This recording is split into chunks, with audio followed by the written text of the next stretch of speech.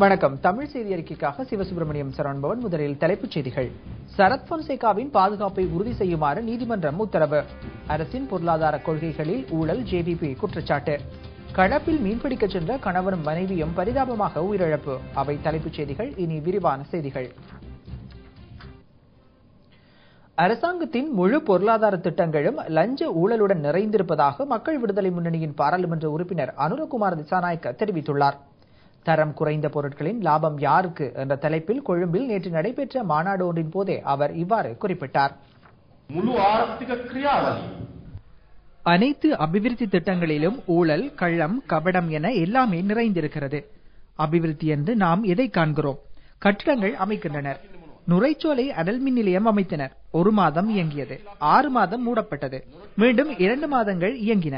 பிறகு 1 மாதம் மூடப்பட்டது. கட்டிடங்கள் அமைப்பதுதான் அபிவிருத்தி என்று எடுத்துக்கொண்டால் அதுவும் 2 விடயங்களை அடிப்படையாக கொண்டே அரசு அமைத்திருக்கிறது. அதுவும் இரட்டை வேடமே. வெள்ளைக்கொடி விவகார வழக்கில் பிரதான சந்தேக நபராக குறிப்பிடப்பட்டுள்ள முப்படைகளின் முன்னாள் பிரதானி சரத் பொன்சேகாவின் பாதுகாப்பை உறுதி செய்ய நடவடிக்கை எடுக்குமாறு சிறைச்சாலைகள் ஆணையாளர் நாயகத்திற்கு கொழும்பு மேல் நீதிமன்ற 3 நீதியரசர்கள் கொண்ட குழு உத்தரவிட்டுள்ளது. வேறு சிறைச்சாலைகளிலிருந்து விடுதலை புலி இயக்க சந்தேக நபர்கள் வெலிக்கடை சிறைச்சாலைக்கு கொண்டுவரப்பட்டுள்ளதாக வெள்ளைக்கொடி விவகார வழக்கு இன்று விசாரணைக்கு எடுத்துக் கொள்ளப்பட்ட போது சந்தேக நபர் சார்பில் ஆஜரான சட்டத்தரணி நளின் லதுஹெட்டி தெரிவித்தார். அதேபோன்று சரத் பொன்சேகா வைக்கப்பட்டுள்ள பகுதிக்கு புலி சந்தேக நபர்கள் அழைத்து வரப்பட உள்ளதாக தகவல் கிடைத்துள்ளது என சட்டத்தரணி நீதிமன்றில் குறிப்பிட்டார். இந்த கருத்துக்களை ஏற்றுக்கொண்ட கொழும்பு மேல் நீதிமன்றம் 3 நீதியரசர்கள் கொண்ட குழு சரத் பொன்சேகாவின் பாதுகாப்பை உறுதி செய்ய நடவடிக்கை எடுக்குமாறு சிறைச்சாலை ஆணையாளர் நாயகத்திற்கு உத்தரவிட்டது. மேலும் சரத் பொன்சேகா சிறையில் உள்ள பகுதிக்கு புலி சந்தேக நபர்களை அழைத்துச் செல்வதை நிறுத்துமாறும் நீதிமன்றம் உத்தரவிட்டுள்ளது. கொழும்பு மாநகர சபையின் தேர்தல் முடிவு அரசாங்கத்தை போன்றே எதிர்க்கட்சிக்கும் மிகவும் முக்கியமானதாகும். கொழும்பு தெற்கில் நேற்று இடம்பெற்ற மக்கள் சந்திப்பொன்றில் கொழும்பு மாநகர சபையின் ஐக்கிய தேசிய கட்சி மேயர் வேட்பாளர் முசம்மில் அதன் முக்கியத்துவத்தை வெளிப்படுத்தினார். ஐக்கிய தேசிய கட்சியின் பாராளுமன்ற உறுப்பினர் ரோசி சேனாநாயக்கவும் இங்கு கருத்து வெளியிட்டார்.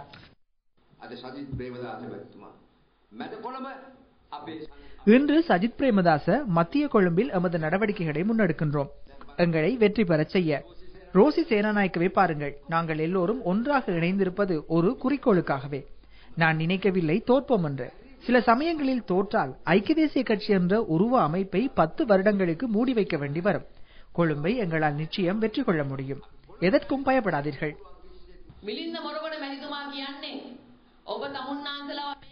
மிலிந்த மொரகொட என்பவர் இந்த தேர்தல் தொகுதியில் உங்கள் வாக்குகளை பெற்று பாராளுமன்றம் சென்று அங்கு அரசாங்கத்துடன் இணைந்து கொண்டு உங்களை நடுவீதியிலே நிற்கதியாக்கியவர். அப்படிப்பட்ட ஒருவர் வழங்கும் வாக்குறுதிகளை உங்களால் நம்ப முடியுமா? கல்முனை மட்டக்களப்பு பிரதான வீதியில் போக்குவரத்தை தடை செய்து காத்தான்குடி நகரசபை பிரதேசத்தில் தினமும் சேரும் குப்பைகளை கொட்டுவதற்கு இடம் பெற்றுத் தருமாறு கோரி பிரதேசவாசிகள் ஆர்ப்பாட்டத்தில் ஈடுபட்டனர். நேற்று காலை முதல் காத்தான்குடி நகரசபை தலைவர் SHM அஸ்வர் தலைமையில் பாரிய வீதிமறியல் போராட்டமும் ஆர்ப்பாட்டமும் மேற்கொள்ளப்பட்டது. இப்போராட்டத்தில் ஆளும் கட்சி கிழக்கு மாகாண சபை உறுப்பினர் KLM ஃபரீட் உட்பட நகரசபையின் ஆளும் தரப்பு உறுப்பினர்களும் பங்கு கொண்டனர். காலை 10 மணிக்கு ஆரம்பமான போராட்டம் தொடர்ந்தும் 4 மணி நேரம் இடம்பெற்றது. இப்பகுதியில் தினமும் சேரும் குப்பைகள் ஆரம்பத்தில் ஊரின் ஆற்றங்கரையோரத்திலும் பின்னர் காத்தான்குடியின் எல்லைப்புறமான கர்பாலா காட்டுப்பகுதியிலும் கொட்டப்பட்டு வந்தன. ஆனால் அண்மையில் ஆரையம்பதி பிரதேச சபை நிர்வாகம் தங்களது பகுதிக்குள் குப்பை கொட்டுவதை எதிர்த்து போராட்டம் நடத்தியதை தொடர்ந்து காத்தான்குடியின் குப்பைகளை கொட்ட இடமில்லாமல் கடந்த 5 நாட்களாக சேகரிக்கப்பட்ட குப்பைகளை கல்முனை மட்டக்களப்பு பிரதான வீதியில் நகரசபைக்கு முன்னால் கொட்டி அவ்விடத்திலேயே போராட்டமும் இடம்பெற்றுள்ளது. குப்பைகளை கொட்டுவதற்கு பலமுறை இடம் ஒதுக்கி தருமாறு மாவட்ட அபிவிருத்தி குழு கூட்டத்தில் மாவட்ட அரசாங்க அதிபரை கேட்டும் அவை நடைபெறவில்லை என நகரபிதா SHM அஸ்வர் குற்றம் சுமத்தியுள்ளார். பாதுகாப்பற்ற ரயில் கடவைகளில் இடம்பெறும் விபத்துக்கள் நாளுக்கு நாள் அதிகரித்து செல்கின்றன. பிரதான வீதிகளை ஊடறுத்துச் செல்லும் ரயில் பாதைகளுக்கு பாதுகாப்பு கடவைகள் போடப்படமாயின் விபத்துக்களை குறைத்துக் கொள்ளலாம். பாதுகாப்பற்ற ரயில் கடவை தொடர்பில் மாத்தளை மாவட்டத்திலிருந்து நமக்கு கிடைத்துள்ள செய்தி அடுத்து. இது மாத்தளை ஸ்ரீமாவோ பண்டாரநாயக்க கல்லூரி மற்றும் நந்திமித்ர ஏகநாயக்க சர்வதேச ஹாக்கி விளையாட்டு மைதானத்திற்கு செல்லும் வீதியாகும். இந்த வீதியூடாக ரயில் பாதையொன்று காணப்படும் நிலையில் அதற்கென பாதுகாப்பு கடவை அமைக்கப்படவில்லை. பாடசாலை மாணவர்கள் மற்றும் வாகன சாரதிகள் உயிர் அச்சுறுத்தலுடன் இப்பாதுகாப்பற்ற ரயில் கடவையை கடந்து செல்கின்றமை ரயில்வே திணைக்கள அதிகாரிகளின் கண்ணிமைக்கும் நேரத்திலாகும். 2 பக்கங்களும் ஆட்டோக்களை நிறுத்தியுள்ளனர். அவற்றையாவது அகற்ற வேண்டும். ரயில் வருவது கூட தெரியாது. எவ்வளவு தெளிவுபடுத்தியும் வேலையில்லை. நீண்ட காலமாக இருக்கிறது. விபத்து நடந்தால்தான் போலீசார் வந்து விசாரணைகளை மேற்கொள்கின்றனர். எந்த பிரயோசனமும் இல்லை. பாடசாலை சென்றுள்ள தமது பிள்ளைகள் வீடு திரும்பும் வரை பெற்றோர் மனதில் நெருப்பை கட்டிக்கொண்டுதான் உள்ளனர். பாடசாலை முடிந்து வேன் வரும் வரை பிள்ளைகள் விளையாடுவார்கள். எந்த நேரமும் அவர்களை எங்களால் கவனிக்க முடியாது. லைட் போட்டிருக்கிறார்கள், எந்த பிரயோசனமும் இல்லை. பாதுகாப்பு என்பது பிள்ளைகளின் வாழ்க்கைக்காக வழங்கப்பட வேண்டும். இது தொடர்பாக 2001ஆம் ஆண்டு முதல் சம்பந்தப்பட்ட அனைத்து தரப்பினருக்கும் அறிவுறுத்தியுள்ளோம். எழுத்து மூலமாகவும் அறிவித்துள்ளோம். ஆனால் இதுவரை எவ்வித பதிலும் கிடைக்கவில்லை.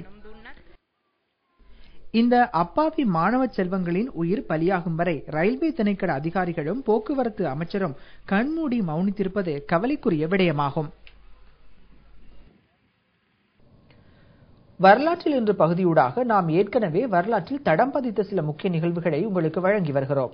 ஆனால் இன்று அதிலிருந்து சற்று மாறுபட்ட நிலையில் அடுத்த ஆண்டு இதே போன்ற செப்டம்பர் 9ஆம் தேதி வரலாற்றில் இடம் பிடிக்க வேண்டிய ஒரு துக்ககரமான நிகழ்வை உங்களுக்கு தருகிறோம். இந்திய தமிழ் சினிமாவின் பிரபல தமிழ் திரைப்பட நடிகை காந்திமதியின் மறைவு பற்றிய தகவலே அது. இந்திய தமிழ் திரைப்பட நடிகை காந்திமதி சுகையீனமுற்றிருந்த நிலையில் சென்னையில் இன்று காலமானார். 2000ஆம் ஆண்டு இருதய நோய் காரணமாக சென்னை அப்போலோ மருத்துவமனையில் காந்திமதி அறுவை சிகிச்சை செய்து கொண்டார். இறுதி வரை திருமணம் செய்து கொள்ளாமலே வாழ்ந்த நடிகை காந்திமதி சிவகங்கை மாவட்டத்தை சேர்ந்தவர். சென்னை வடபழனியில் வசித்து வந்தார். 16 வயதினிலேயே படத்தில் ஸ்ரீதேவியின் அம்மா வேடத்தில் நடித்து புகழ் பெற்றார். இறக்கும் வரை சுமார் 300க்கும் மேற்பட்ட திரைப்படங்களில் நடித்துள்ளார் என்பது குறிப்பிடத்தக்கது.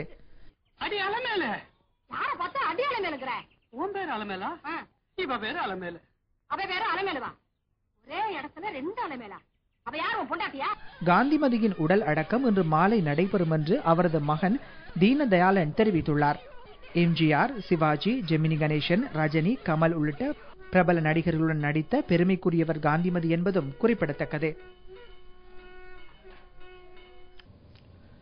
போரதீவு பற்று பிரதேசத்திற்குட்பட்ட வெள்ளாவளி பிரதேசத்தில் மேட்டுநில பயிற்சியாளர்களின் நீர் தேவையினை பூர்த்தி செய்யும் முகமாக செயற்படாமல் உள்ள நீர்பம்பு நிலையத்தை மீள் இயங்க வைப்பதற்காக 30 லட்சம் ரூபாய் நிதியை பொருளாதார அபிவிருத்தி அமைச்சு வழங்கியுள்ளது.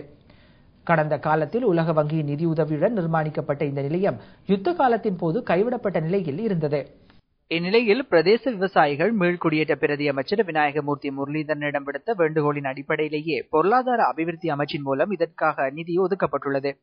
இது தொடர்பில் அப்பகுதிக்கு சென்ற மீள்குடியேற்ற பிரதி அமைச்சர் நீர்பம்பு நிலையத்தை பார்வையிட்டதுடன் அதன் மீள் இயக்கத்திற்கு தேவையான அனைத்து நடவடிக்கைகள் தொடர்பிலும் கலந்துரையாடினார். இந்த நீர்பம்பியை இயங்க வைப்பதன் மூலம் வெள்ளாவளி பிரதேசத்தில் சுமார் 160 ஏக்கரில் மேற்கொள்ளப்பட்டு வரும் மேட்டுநில பயிற்சிகைக்கு நீர் விநியோகத்தை மேற்கொள்ள முடியும் என அதன் தொழில்நுட்பவியலாளர்கள் தெரிவித்துள்ளனர். இதன் மூலம் பல்லாயிரக்கணக்கானோர் நன்மை அடைய உள்ளதுடன் பேரிலாவளி போன்ற பிரதேச மக்களின் குடிநீர் தேவையினையும் பூர்த்தி செய்து கொள்ளக்கூடியவாறு நடவடிக்கைகள் மேற்கொள்ளப்பட உள்ளதாக அவர்கள் மேலும் தெரிவித்தனர்.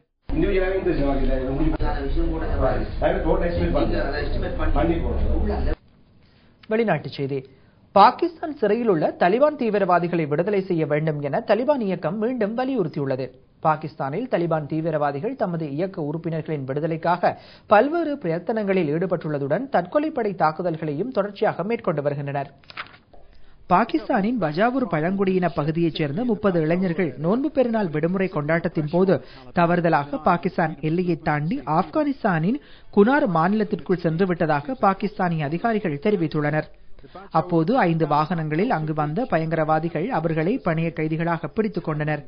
இந்நிலையில் தற்போது அவர்களின் 4 பேர் தலிபான் தீவிரவாதிகளிடம் பணைய கைதிகளாக உள்ள காட்சிகளை அல் ஜசீரா தொலைக்காட்சி வெளியிட்டுள்ளது. எனினும் அவர்களுடன் கடத்தப்பட்ட ஏனையோர் குறித்த தகவல்களை வெளியிட தலிபான் தீவிரவாதிகள் மறுத்துவிட்டனர். மேலும் தமது கோரிக்கையை பாகிஸ்தான் அரசு செவிமடுக்காத பட்சத்தில் தம் வசமுள்ள பணைய கைதிகளின் நிலைமை கேள்விக்குறியாகும் எனவும் அவ்வியக்கம் எச்சரித்துள்ளது. மேலும் தீவிரவாதிகள் வசம் இருக்கும் பணைய கைதியில் ஒருவர் கருத்து வெளியிடும் போது, நாங்கள் விடுதலை செய்யப்பட வேண்டும் என்றால் கைது செய்யப்பட்டுள்ள தலிபான் தீவிரவாதிகளை விடுவிக்க வேண்டும் என்பதே தலிபான் தீவிரவாதிகளின் கோரிக்கை என குறிப்பிட்டுள்ளார்.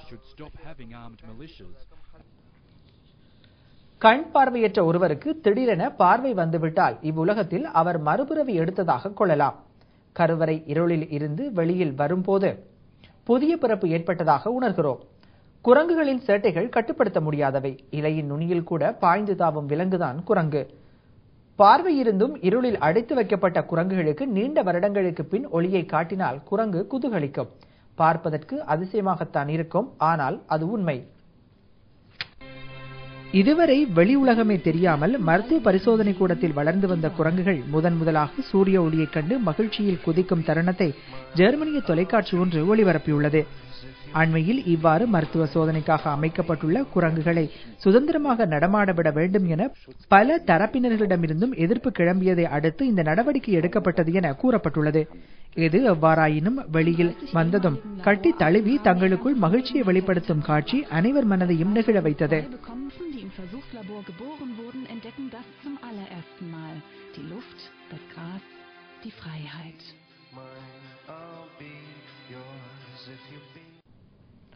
அந்த தகவலோடு எமது தமிழ் செய்தி அறிக்கை நிறைவடைந்தது. வணக்கம்.